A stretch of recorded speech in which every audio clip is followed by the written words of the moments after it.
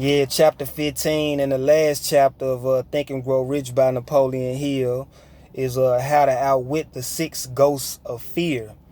And y'all gonna have to bear with me because I'm gonna have to go in sequences with this. So bear with me as I read it. The 6 basic fears are poverty, criticism, ill health, loss of love of someone, old age, and death. Now, he refers to the fear of poverty as at the top of the list. And these are the symptoms of the fear of poverty. So if you're not sure, if you're fearful of poverty, these are some symptoms. Indifference, commonly expressed through lack of ambition, willingness to tolerate poverty, acceptance of whatever compensation life may offer without protest, mental and physical laziness, lack of initiative, imagination, enthusiasm, and self-control, indecision, the habit of permitting others to do one's thinking, staying on the fence. Okay, the second symptom of the fear of poverty is doubt, generally expressed through alibis and excuses designed to cover up, explain away, or apologize for one's failures, sometimes expressed in the form of envy of those who are successful or by criticizing them. Okay, the third symptom of the fear of poverty is worry, usually expressed by finding fault with others, a tendency to to spend beyond one's income, neglect of personal appearance, scowling and frowning, intemperance in the use of alcoholic drink, sometimes through the use of narcotics, nervousness, lack of poise, self-consciousness, and lack of self-reliance.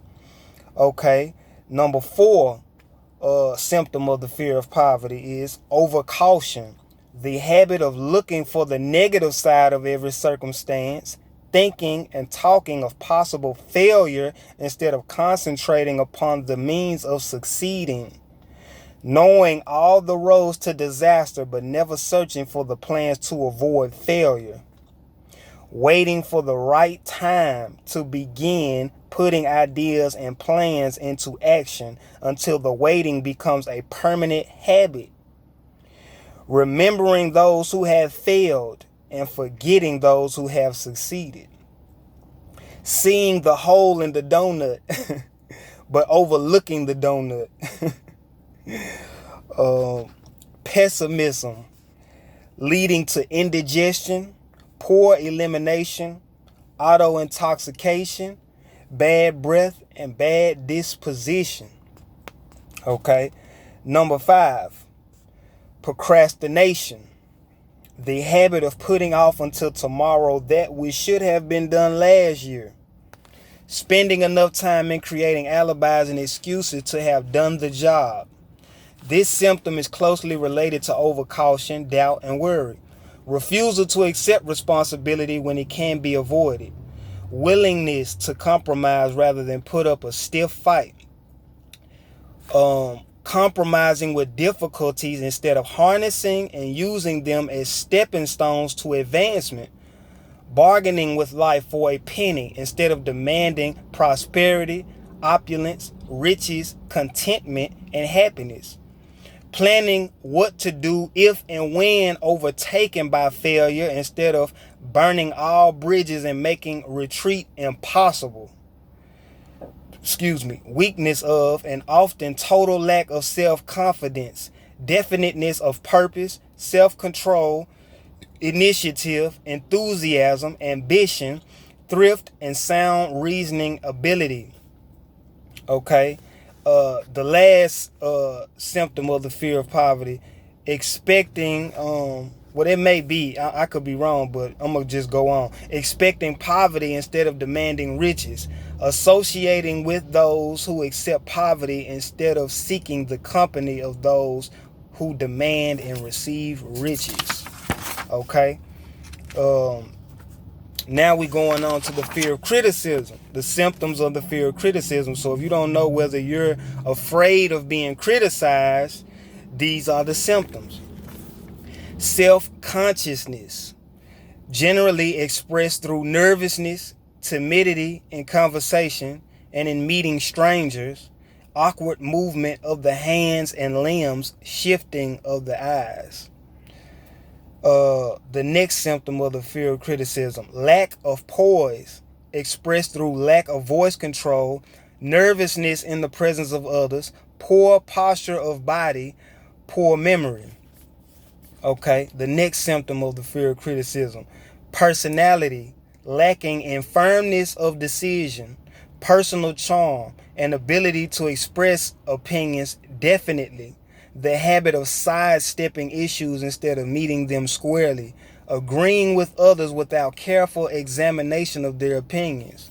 Okay, the next symptom of the fear of criticism, inferiority complex, the habit of expressing self-approval by word of mouth and by actions as a means of covering up a feeling of inferiority, using big words to impress others, often without knowing the real meaning of the words.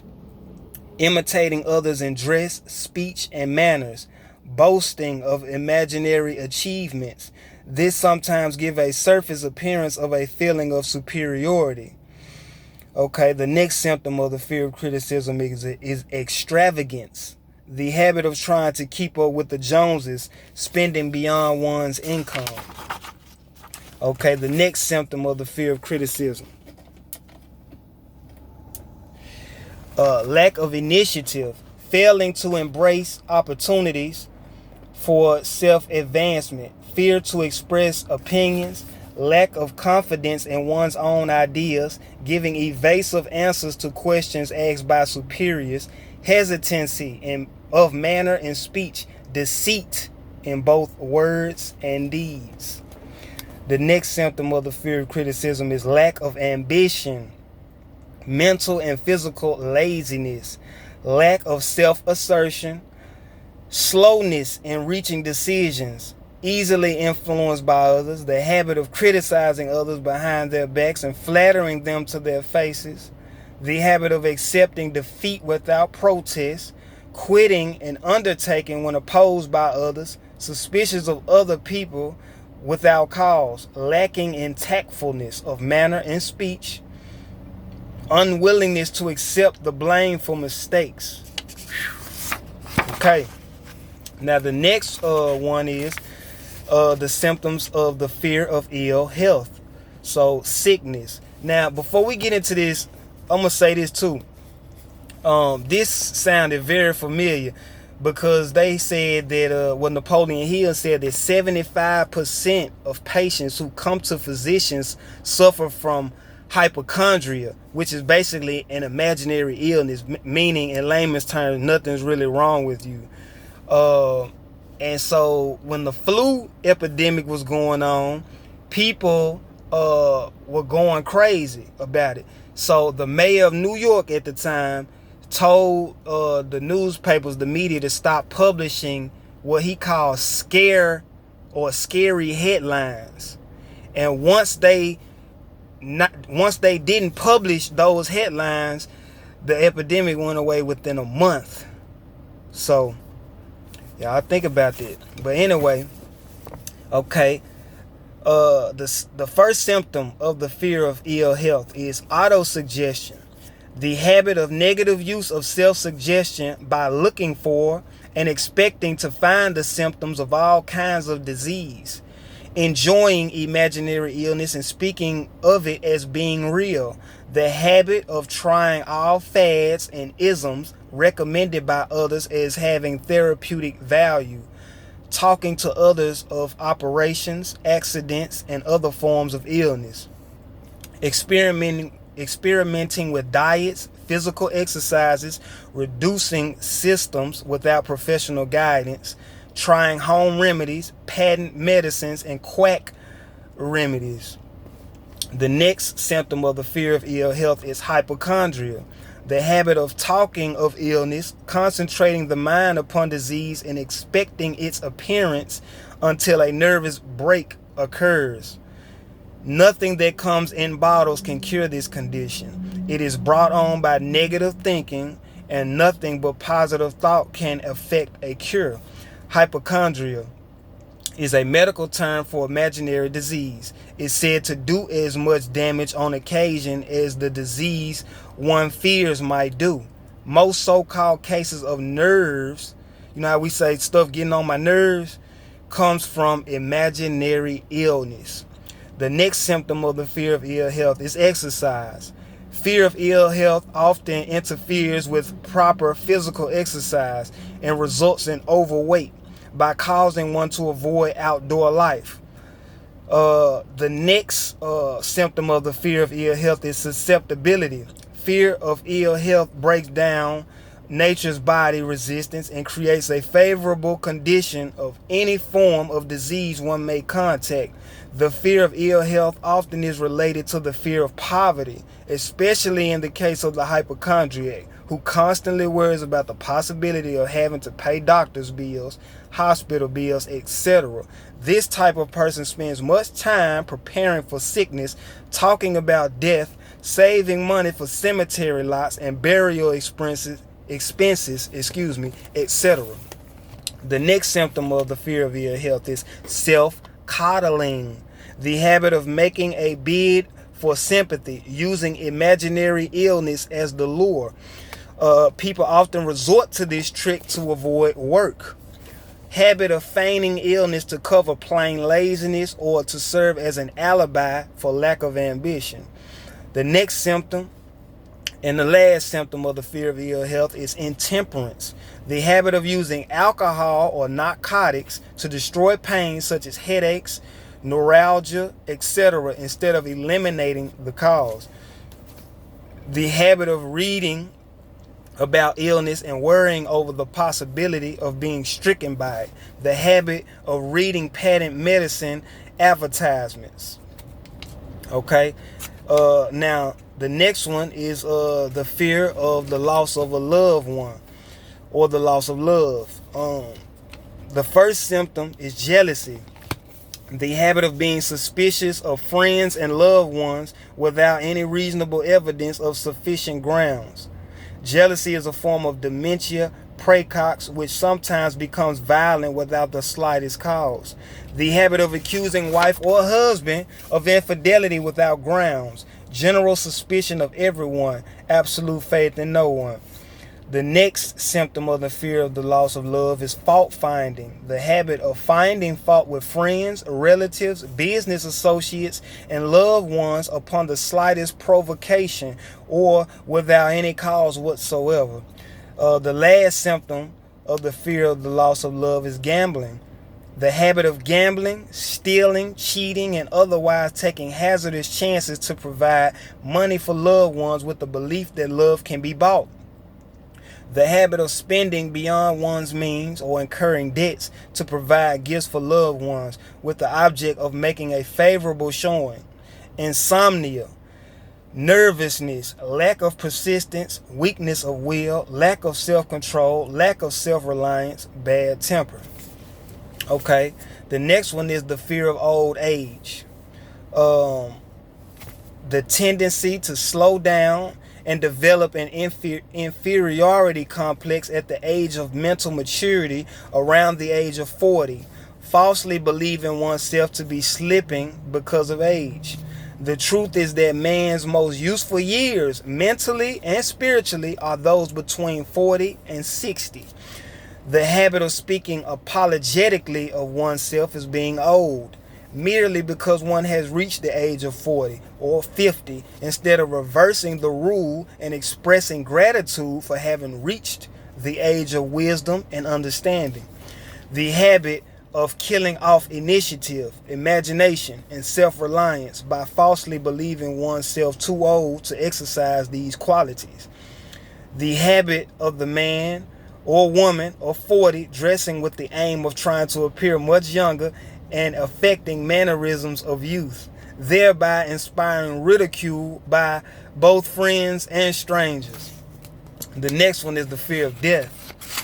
Okay. The symptoms of the fear of death are these: the habit of thinking about dying instead of making the most of life, due generally to the lack of purpose or lack of a suitable occupation. This fear is more prevalent among the aged, but sometimes the more youthful are victims of it. The greatest of all remedies for the fear of death is a burning desire for achievement, backed by useful service to others. A busy person seldom has time to think about dying. He finds life too thrilling to worry about death. Sometimes the fear of death is closely associated with the fear of poverty, where one's death will leave loved ones poverty-stricken. In other cases, the fear of death is caused by illness and the consequent breakdown of physical body resistance. The commonest cause of the fear of death are ill health, poverty, lack of appropriate occupation, disappointment over love, insanity, religious fanaticism. And he went on to speak on how that all of these fears are habits. So the way that you reverse the habit of those fears are to the way that you reverse those fears are to make the decision to not be that way, to make the decision to not be fearful. So you basically don't worry about it. And then he said that the seventh or extra fear of evil is the negative influences. I'm sorry. Now, these are questions that you have to self-analyze yourself, and if you don't feel like you can honestly answer them, you can ask someone who you know won't just, they not a yes man, basically. Okay, so these are questions. I'm gonna just go down the line. Do you complain often of feeling bad, and if so, what is the cause? Do you find fault with other people at the slightest provocation? Do you frequently make mistakes in your work, and if so, why? Are you sarcastic and offensive in your conversation? Do you deliberately avoid the association of anyone, and if so, why? Do you suffer frequently with indigestion? If so, what is the cause? Does life seem futile and the future hopeless to you? If so, why? Do you like your occupation? If not, why? Do you often feel self-pity? And if so, why? Are you envious of those who excel you? To which do you devote most time? Thinking of success or failure? Are you gaining or losing self-confidence as you grow older? Do you learn something of value from all mistakes? Are you permitting some relative or acquaintance to worry you? If so, why? Are you sometimes in the clouds and at other times in the depths of despondency? Who has the most inspiring influence upon you? What is the cause? Do you tolerate negative or discouraging influences which you can avoid? Are you careless of your personal appearance? If so, when and why? Have you learned how to drown your troubles by being too busy to be annoyed by them? Would you call yourself a spineless weakling if you permitted others to do your thinking for you? Do you neglect internal bathing until auto intoxication makes you ill-tempered and irritable? How many preventable disturbances annoy you, and why do you tolerate them? Do you resort to liquor, narcotics, or cigarettes to quiet your nerves? If so, why do you not try willpower instead? Does anyone nag you? And if so, for what reason? Do you have a definite major purpose? And if so, what is it? And what plan have you for achieving it? Do you suffer from any of the 6 basic fears? If so, which ones? Have you a method by which you can shield yourself against the negative influence of others? Do you make deliberate use of auto-suggestion to make your mind positive? Which do you value most, your material possessions or your privilege of controlling your own thoughts? Are you easily influenced by others against your own judgment? Has today added anything of value to your stock of knowledge or state of mind? Do you face squarely the circumstances which make you unhappy or sidestep the responsibility? Do you analyze all mistakes and failures and try to profit by them? Or do you take the attitude that this is not your duty? Can you name 3 of your most damaging weaknesses? What are you doing to correct them? Do you encourage other people to bring their worries to you for sympathy? Do you choose from your daily experiences, lessons, or influences which aid in your personal advancement? Does your presence have a negative influence on other people as a rule? What habits of other people annoy you most?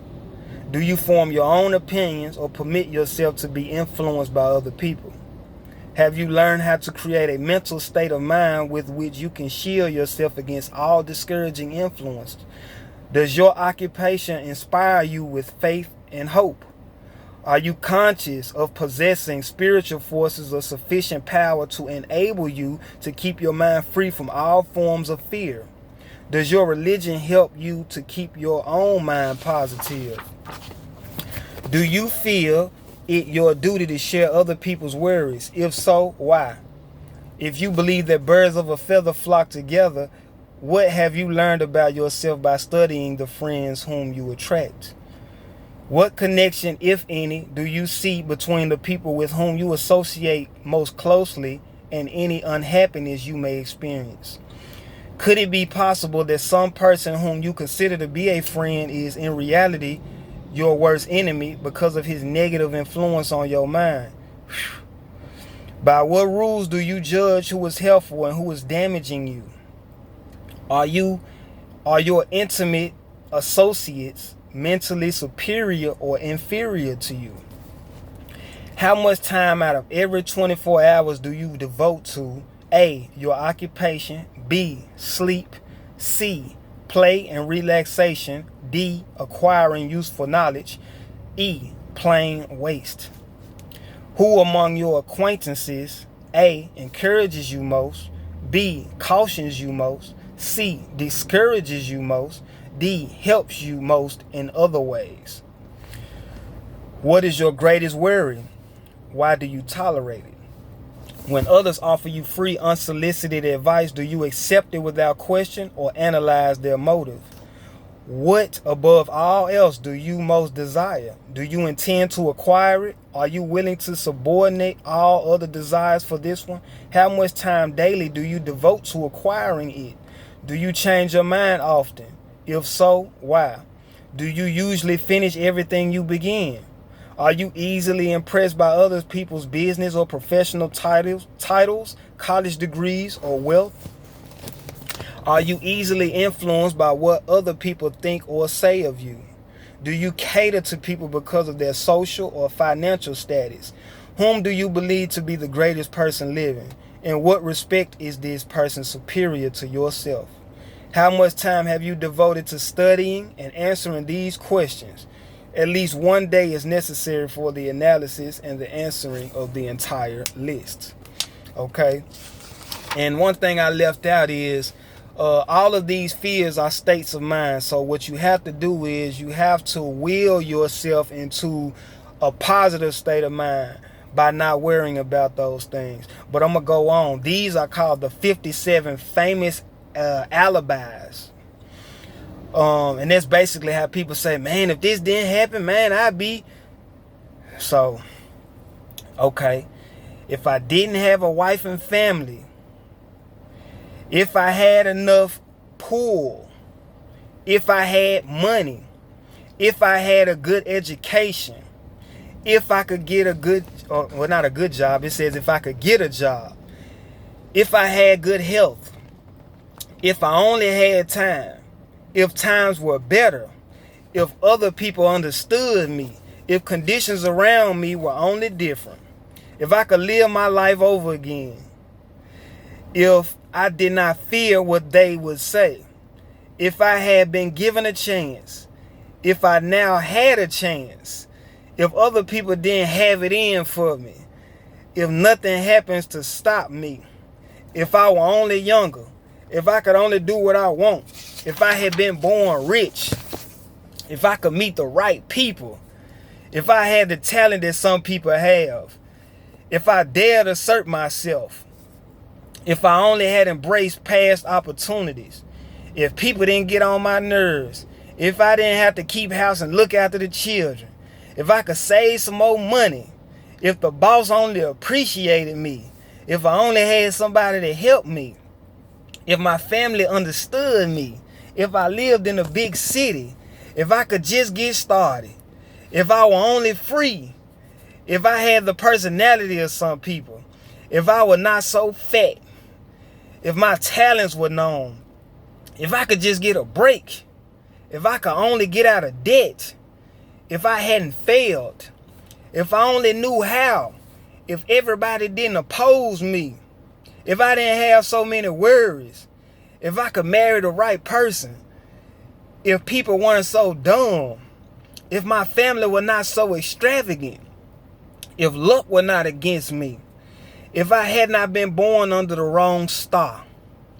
if it were not true that what is to be will be, if I did not have to work so hard, if I hadn't lost my money, if I lived in a different neighborhood, if I didn't have a past, if I only had a business of my own, if other people would only listen to me, if, and this is the greatest of them all, I had the courage to see myself as I really am, I would find out what is wrong with me and correct it.